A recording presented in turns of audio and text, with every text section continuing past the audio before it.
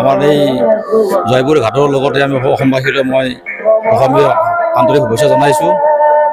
আমাৰ ইয়াত প্ৰতি বছৰে আমাৰ প্ৰায় যোৱা বছৰ যোৱাবেলি আমাৰ হৈছে আমাৰ 47 আপোনাৰ বিসৰ্জন হৈছে আৰু আপোনাৰ ঘট পূজা হৈছে আপোনাৰ 7টা প্ৰায় 53 মান আমাৰ ইয়াতে বিসৰ্জন হৈছে।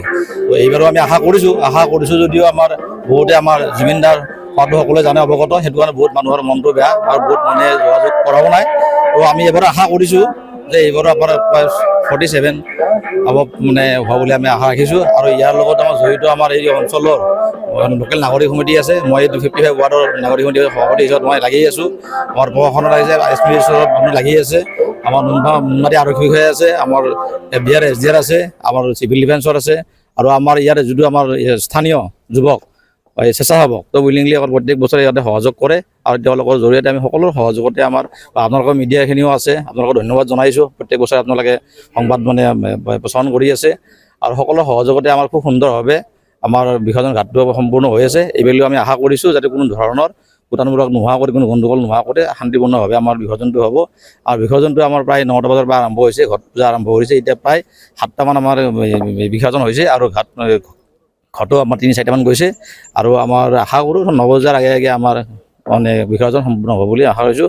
সকলোকে মই পুনৰবাৰ সকলোকে ধন্যবাদ জনাই আৰু যিসকল আমাৰ ইয়াতে আছে সকলোৱে যেতিয়া সহযোগ কৰি আমাৰ বিসৰ্জনটো মানে সম্পূৰ্ণ হোৱাত সকলোৱে কৰাত চেষ্টা কৰে, তাকে ধন্যবাদ জনাই মই আমাৰ যিটো জয়পুৰ ঘাট ৰাতিপুৱা 8 বজাৰ পৰা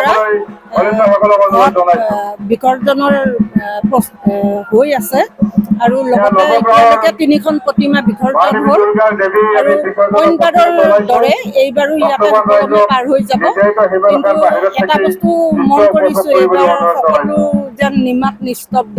জুবিন গাৰ্গৰ যিটো মৃত্যু মানে সকলো জনতাৰে অন্তৰ চুই গৈছে আৰু আজি এই পূজাৰ দিনটোত দেৱী বিসৰ্জনৰ যিটো দিন, সেই দিনটোত মই আশা ৰাখিছোঁ যিসকলে তেখেতৰ মৃত্যু মানে তেওঁৰ মৃত্যুৰ যিখিনি আমি শুনিছোঁ বা ভিডিঅ' ফুটেজত দেখিছোঁ, মৃত্যুৰ মুখলৈ তেখেতক যেনেকৈ ঠেলি দিছে, সেই অসুৰবিলাক যেনেকৈ নিধন হয় তেনেদৰে তেওঁলোকো আইনৰ হাতত ধৰা পৰিছে বুলি শুনিছোঁ আৰু অসমৰ ৰাইজে এইটোৱে বিচাৰিছে তেওঁলোকৰ শাস্তি হওক।